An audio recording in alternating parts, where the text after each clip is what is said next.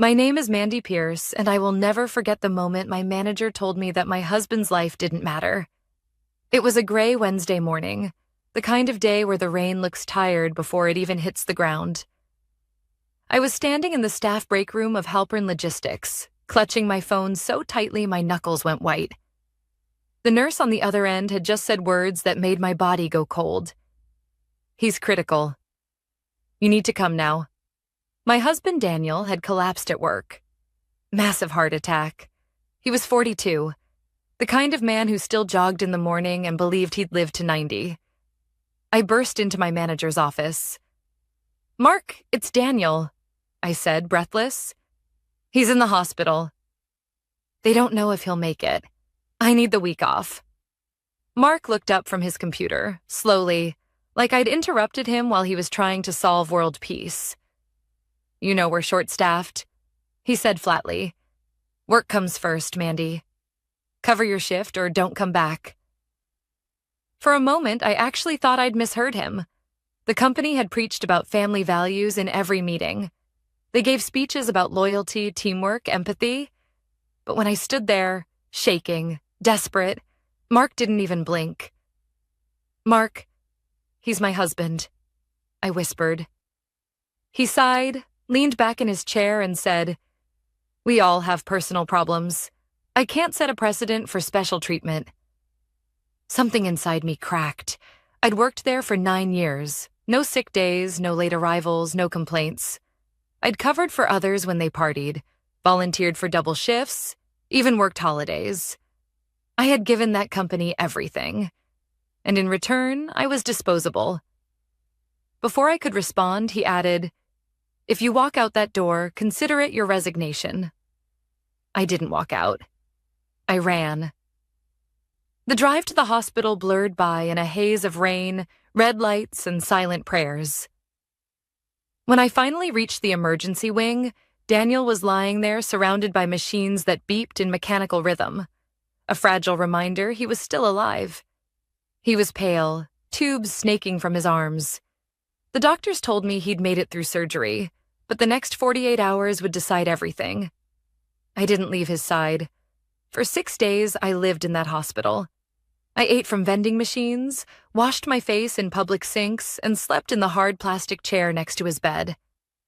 I texted my team to explain what happened, but no one replied. The silence from work felt deafening.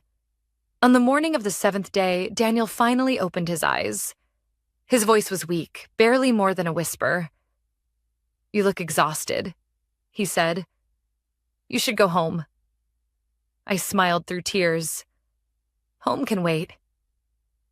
But when I finally did go home that evening, I found an email waiting in my inbox. Subject: termination notice. Body: failure to appear for scheduled shifts without prior approval constitutes job abandonment. Your employment with Halpern Logistics has been terminated effective immediately. I stared at the screen, the words bleeding into each other. Job abandonment. As if caring for the man who'd nearly died was some kind of crime. I wanted to scream. But instead, I just sat there. Quiet. Empty. The way you feel when the last piece of something you believed in shatters. The next week was survival mode. Daniel was recovering slowly. The medical bills were stacking up, and I had no income.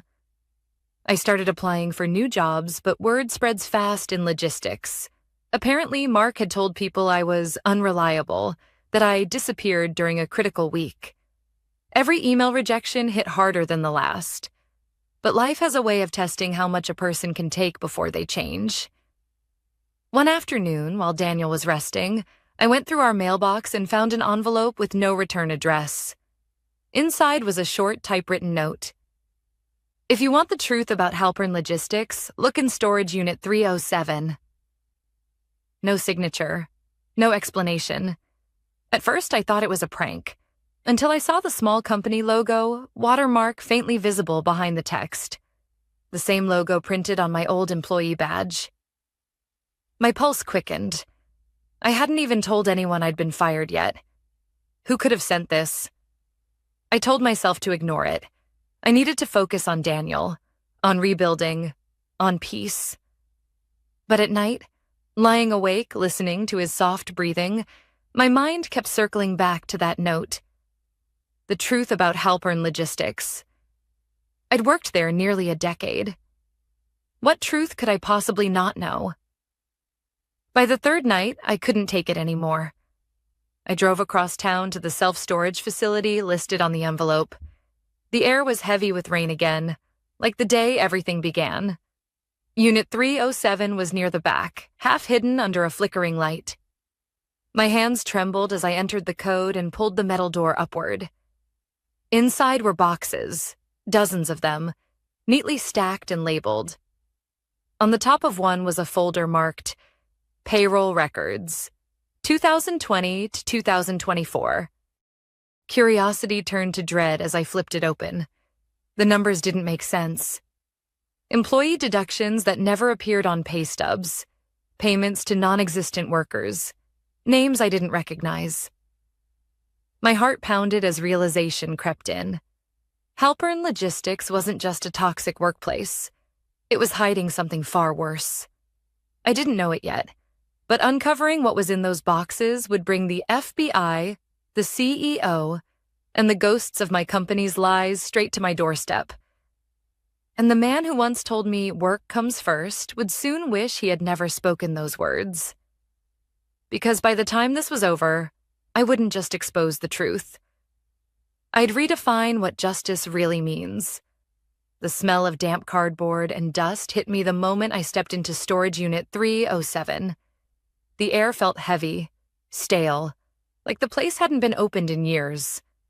My phone flashlight cut across rows of labeled boxes stacked with military precision, each one marked with dates, department codes, and red stamps that read confidential. My pulse quickened. Whoever sent me here knew exactly what I'd find. The top box was labeled Payroll Records, 2020 to 2024. I opened it carefully, half expecting rats to jump out. Inside were thick binders, USB drives, and folders stuffed with printouts of spreadsheets. Every document bore Halpern's corporate header. I recognized some names: warehouse workers, shift supervisors, even people from the administrative office. But there were also names I didn't recognize at all. Hundreds of them. Each employee supposedly receiving bi-weekly deposits, except the bank accounts listed were identical. My stomach turned. Fake employees, duplicate accounts, funds being funneled somewhere. I flipped deeper into the files and found internal memos signed by Mark Lanning, my former manager. His signature was everywhere. Payroll authorizations, overtime approvals, even termination requests. But the handwriting wasn't his. Someone had forged his name on at least half of them. I snapped a few photos with my phone, my hands trembling. If this was what I thought it was, Halpern wasn't just mishandling money, they were committing large-scale payroll fraud. A noise outside made me freeze. Footsteps. I killed my flashlight and held my breath. A shadow passed across the thin gap under the door. For a few long seconds, the footsteps paused right outside, then slowly moved away. I waited another full minute before exhaling and slipping out of the unit. My heart pounded so hard it hurt. By the time I reached my car, rain had started to fall again. Steady, cold, and relentless. I sat in the driver's seat staring at the photos on my phone. My husband was still recovering at home. I should have gone back to him. But the part of me that had spent years being ignored and belittled refused to stop now. Halpern Logistics had fired me for abandonment. Maybe it was time they learned what real abandonment felt like, when every secret they buried came clawing to the surface. That night, I didn't sleep. I stayed up cross-referencing what I'd found with old pay stubs I'd kept in a drawer. The deductions never added up. Even my own pay had discrepancies, overtime hours missing, insurance fees double-charged. At 2 a.m., I realized what those duplicate accounts meant. Someone was laundering company money through ghost employees, and whoever managed payroll was involved. I thought of Mark again. The man who'd told me work came first. The one who threatened to ruin my career. Maybe this was his game. Maybe he was protecting more than just schedules when he refused my leave. The next morning, I drove to the hospital cafeteria to see Daniel. He looked stronger, color returning to his cheeks, though he could see the exhaustion etched into mine. "Mandy," he said softly, "whatever you're doing, stop before it consumes you." I hesitated. "If you saw what I saw, you wouldn't sleep either." He reached for my hand. "They already took your job. Don't let them take your peace too." But peace felt impossible. I spent the next 3 days gathering proof. I went back to the storage unit twice, photographing files, scanning documents into my laptop. Each visit made me more anxious. I kept thinking someone was following me. A white sedan seemed to appear wherever I parked. Same dented bumper, same cracked taillight. By the third day, I knew I couldn't handle this alone. I decided to contact someone who'd left Halpern last year. Evan Ross, an accountant I'd worked with in payroll. He'd always seemed uncomfortable around Mark, like he knew more than he could say. When I called, Evan sounded startled. "Mandy? You shouldn't be calling me. I found something," I said. "Files. Payroll records that don't make sense." There was a pause long enough to make me think the line had gone dead. Then, quietly, he said, "Where did you get them?" "Storage Unit 307. Another pause. "Mandy, listen carefully. Don't tell anyone else. Halpern's been under federal review for months. The FBI's involved. They're investigating Mark and others for embezzlement. That storage unit? It's evidence the world tilted." "Evidence? Then why would someone send me there?" "I don't know," he said urgently. "But if you took anything, you need to put it back." Immediately, I looked at the flash drive sitting beside my laptop. My chest tightened. "It's too late for that." "Mandy," he said, voice sharp now, "you have no idea what you're mixed up in. Return it, or you'll end up in the middle of a federal case." Before I could reply, the line went dead. That night, someone knocked on my apartment door. 3 slow, deliberate knocks. I peered through the peephole. No one was there. But tucked into the doorframe was another envelope. Inside was a single printed sentence. "You shouldn't have opened those boxes." No signature. No explanation. I closed every curtain in the apartment and sat beside Daniel's hospital bed, clutching his hand like it could anchor me. He was asleep, unaware of the storm brewing outside our fragile calm. Whoever sent the first note wanted me to find the truth. Whoever sent this one wanted me to stop. And deep down, I already knew I wouldn't. Because Halpern Logistics hadn't just fired me. They'd built their empire on lies, and someone thought I was too small to matter. But they were about to learn. When you push a person to the edge, sometimes they don't fall. They rise. And when I returned to that company a week later, everything would explode. Because the CEO and the FBI would already be waiting for me. When my phone rang at 7:12 on Monday morning, I almost didn't answer. The caller ID showed Halpern Logistics, corporate office. For a full minute, I just stared at the screen. Part of me wanted to throw the phone across the room, but curiosity, or maybe defiance, made me swipe accept. A calm voice spoke. "Mrs. Pierce, this is Dana Reeves, assistant to CEO Alan Halpern. Mr. Halpern has requested to meet with you today regarding an internal matter. 10 a.m., corporate headquarters." My throat tightened. "I don't work there anymore." Her tone didn't change. "Mr. Halpern insists this is important. It would be in your best interest to attend." Before I could ask anything else, she hung up. I stared at the phone, a sick feeling crawling up my spine. Daniel was still recovering, and I didn't want to leave him, but something told me this meeting wasn't optional. I didn't know it yet, but that single phone call would change everything. By 10 sharp, I was walking through the glass doors of Halpern Logistics for the first time since being fired. The receptionist's smile faltered when she saw me. "They're expecting you," she said quietly, pointing toward the conference wing.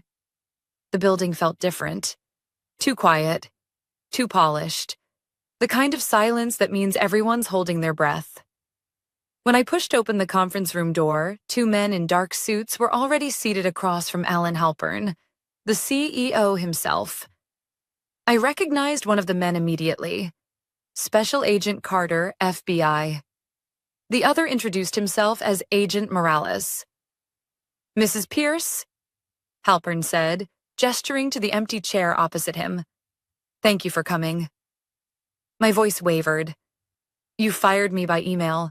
Why am I here?" He clasped his hands together. "Because your name has come up in an active federal investigation." The words hit me like ice water. "What?" Agent Carter slid a folder across the table. Inside were printed photos of me entering storage unit 307, me loading boxes into my car, me walking out under the dim yellow lights.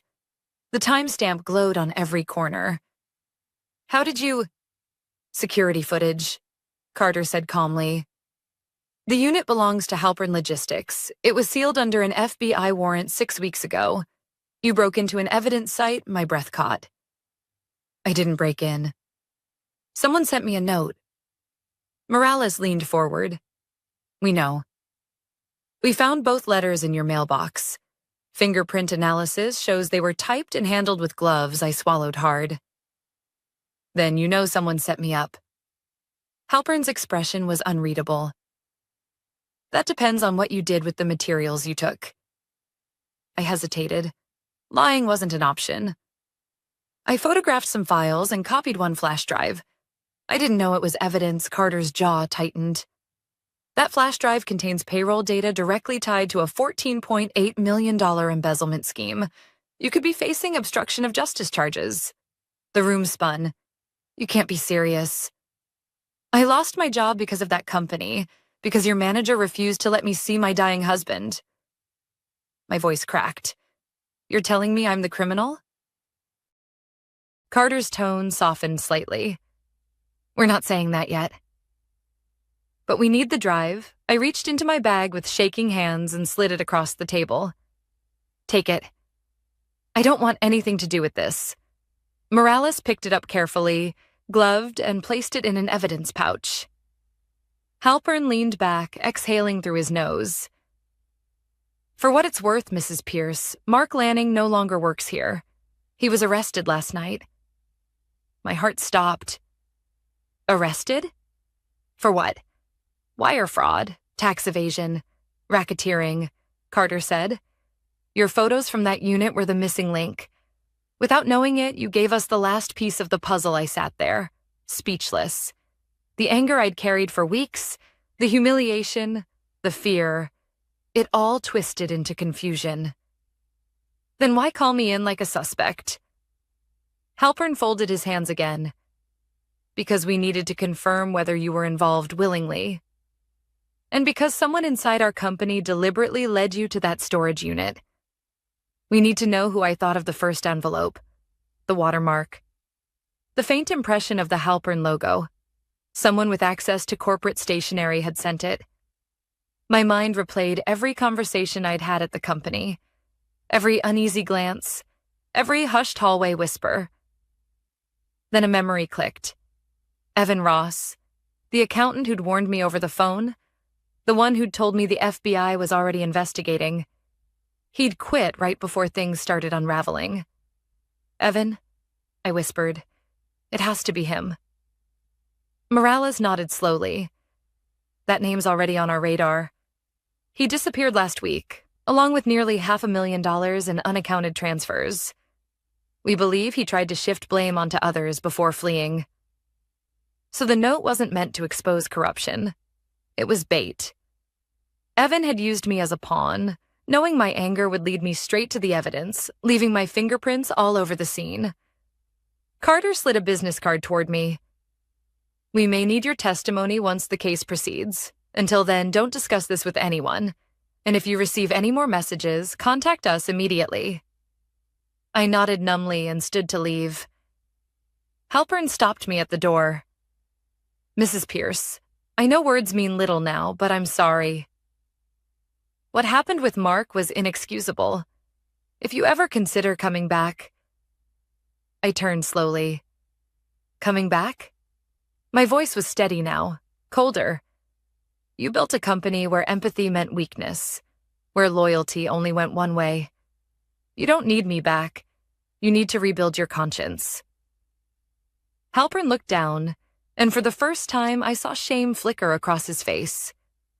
When I stepped outside, the autumn air hit sharp and cold. Reporters were already gathering near the entrance, shouting questions about arrests and investigations. I kept walking. By the time I reached my car, my phone buzzed with a new message from an unknown number. You weren't supposed to talk to them. No signature, no number trace. The text vanished seconds later, deleted remotely. I stared at the screen, heart pounding. The FBI might think Evan was gone, but someone else was still watching, and somehow I had just become the center of a storm that was far from over. The night after the FBI meeting, I couldn't stop shaking. I kept replaying everything in my head. The photos, the flash drive, the text that had deleted itself. Whoever sent that message wasn't done with me. Daniel was home from the hospital now, still weak but slowly improving. His skin had color again, his humor was returning, and he kept trying to convince me to sleep. "Whatever they're dragging you into, Mandy, it's not worth it," he said, resting a hand on mine. "Let the FBI handle it." "I can't," I whispered. "Someone wanted me blamed for this." "I need to know who and why," he sighed, squeezing my fingers. "Then promise me one thing. Don't do it alone." I promised. I meant it when I said it. But by morning, that promise was already broken. At 9 a.m., my phone buzzed again. A new email. No sender name, just a single line of text.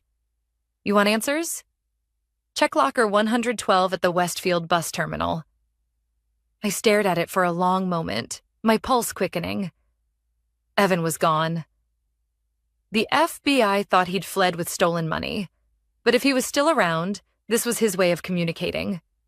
Indirect, untraceable. I told Daniel I had to run errands. He looked suspicious but didn't press. He'd been through enough. The Westfield terminal was crowded, people rushing between platforms, luggage wheels squeaking on the tiles. I found locker 112 easily. The combination, 3179, was scribbled on the inside of the email. I entered it, half expecting nothing. The locker opened with a metallic click. Inside was a single manila envelope and a cheap prepaid phone. My heart thudded as I opened the envelope. Inside were copies of wire transfer receipts, each stamped with Halpern Logistics headers. But the signatures didn't belong to Mark or Evan. They were signed by Alan Halpern himself. For a second, my breath caught. The CEO. The same man who'd looked me in the eye and apologized yesterday. Attached to one receipt was a handwritten note. "Mark took the fall. Halpern runs everything. They'll bury the truth before the FBI sees it. Don't trust anyone." My first instinct was disbelief. Maybe Evan was lying to save himself? But the receipts looked real, complete with digital authorizations. One transfer led to a shell account in the Cayman Islands. Another to a company registered under a fake name that I recognized. The same supplier I used to process invoices for. The CEO wasn't innocent. He was orchestrating the fraud. My stomach turned as realization sank in. The entire FBI narrative, that Mark and Evan were responsible, was only half true. They were pawns, and Halpern was the one holding the board. I pocketed the prepaid phone and envelope and left the station as calmly as I could. But as I approached my car, a black sedan pulled up behind me. The windows were tinted, engine idling. A voice called from the driver's seat. "Mrs. Pierce?" I froze. The door opened and Agent Carter stepped out, holding up his badge. "We need to talk." He gestured for me to sit in the back seat. "You've been busy," he said quietly, setting the envelope on his lap. "We've been monitoring your digital activity. We know you were at the terminal." I stared at him, speechless. "How?" "We traced the burner email. Whoever sent it is still in the city, and they want you involved." Carter opened the envelope, glancing through the receipts. "These are serious accusations." "But if this is real, Halpern could face decades in prison. Did you know he withdrew $2.7 million in personal consulting bonuses last quarter?" My voice came out barely above a whisper. "So it's true." Carter nodded grimly. "We suspected it. But these documents give us probable cause. What we don't know is how he's moving the funds now that we've frozen his accounts." I looked at the prepaid phone. Maybe that's why Evan contacted me. Carter studied me for a moment. "Mrs. Pierce, whoever's feeding you this information is playing a dangerous game. You could get hurt." Before I could answer, his phone buzzed. He answered, listening silently for a few seconds, then his face changed. "What hospital?" he asked sharply. My heart dropped. "What happened?" He ended the call and looked at me. "Your husband was just admitted to County General. Someone broke into your apartment." I don't remember the drive to the hospital. I just remember the smell of antiseptic and the sound of my own heartbeat roaring in my ears. Daniel was conscious but shaken. A bruise was forming along his temple. "They were looking for something," he said weakly. "They kept asking where you were." I felt my knees buckle. "Who?" He shook his head. "Didn't say. Just 2 men, suits, quiet voices. They left when I said I didn't know anything." I turned to Carter, who'd followed me in. His jaw was tight. "This isn't just about corporate fraud anymore. Someone's trying to silence witnesses." He placed a protective detail outside Daniel's room and told me to go somewhere safe. But I couldn't. I sat by Daniel's bed all night, gripping his hand, watching every shadow that passed the doorway. Around 2 a.m., his eyes fluttered open. "You can stop now, Mandy," he murmured. "Let it go." I wanted to. God, I wanted to. But I thought of the men who'd broken into our home, of Halpern sitting behind his glass desk pretending to care, of every worker whose paycheck had been stolen to fund his empire. Let it go? Number, not yet. By morning, I had made my decision. If Halpern thought firing me had erased my worth, if he thought fear would keep me quiet, he'd miscalculated. I still had the prepaid phone, and one unread message blinked on the screen. "If you want proof, meet me tomorrow." 6 p.m., Riverside parking lot. Come alone, I looked at Daniel sleeping peacefully for the first time in weeks, then whispered to myself, "For both of us. This ends tomorrow." I didn't know if it would bring justice or destroy everything I had left, but I was going to find out who sent that message, even if it was the last thing I ever did. The next evening, I sat in my car at the Riverside parking lot, watching the sun sink below the highway bridge. The air smelled of gasoline and rain. Every instinct in me screamed that this was a trap, but I couldn't ignore it. Too many lies, too many people hurt. At 6:04 p.m., a gray sedan pulled into the far corner and idled for a moment before the driver stepped out. My heart stopped when I saw his face. Evan Ross. He looked nothing like the neat accountant I remembered. His beard was grown out, dark circles shadowed his eyes, and he wore a cheap jacket that didn't fit. He glanced around nervously, then approached my car. I rolled down the window just enough to speak. "You're supposed to be gone." "I didn't steal that money, Mandy," he said quickly. "Halpern set me up. I took copies of everything to protect myself. The I doesn't know the half of it." I opened the door slowly. "You're the one who sent the notes?" He nodded. I needed someone they wouldn't suspect to find the files. You were perfect. Fired, angry, invisible to them, I felt a sting in my chest. You used me. I'm sorry, he said. But you have to understand. Halpern's still moving money through shell companies under different names. The FBI froze what they found, but he's already rebuilt the network overseas. I have proof. Emails, wire transfers, private ledgers. It's enough to take him down for good. He handed me a flash drive. This is everything. Get it to Agent Carter. I took it, staring at the small piece of plastic that suddenly felt heavier than the car itself. Why me? Because they already think you're involved, he said. You're the only one who can walk in there without raising alarms. Before I could respond, headlights flared across the lot. A black SUV rolled in fast, tires splashing through puddles. Evan's face drained of color. It's him, he whispered. The driver's door opened, and Alan Halpern stepped out, flanked by two men in suits. He wasn't supposed to be here. The FBI had frozen his accounts, stripped his authority. But the look on his face told me power like his didn't fade overnight. Well, Halpern said, his voice smooth as ever. The runaway accountant and the disgraced employee. What a reunion, Evan stepped forward. It's over, Alan. The files are out. You can't hide anymore. Halpern smirked. You think I'd come here without knowing exactly what you've done? The FBI isn't after me anymore. They're after you, and she, he pointed at me, is a convenient witness they can't trust. Two men moved closer. Evan tensed. Run, he muttered. I froze. I'm not leaving you. He shoved me toward my car. Now. Gunshots shattered the air. I ducked behind the door as Evan hit the ground. The sound echoed off the concrete walls, drowning in the rain. Halpern shouted something, but I couldn't hear over the ringing in my ears. I didn't think. I just ran.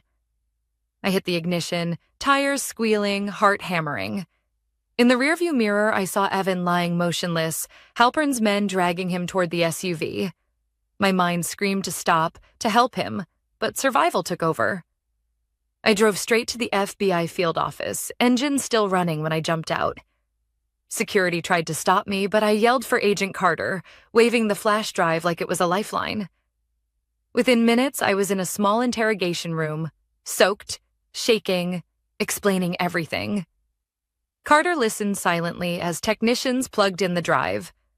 Rows of encrypted spreadsheets filled the screen.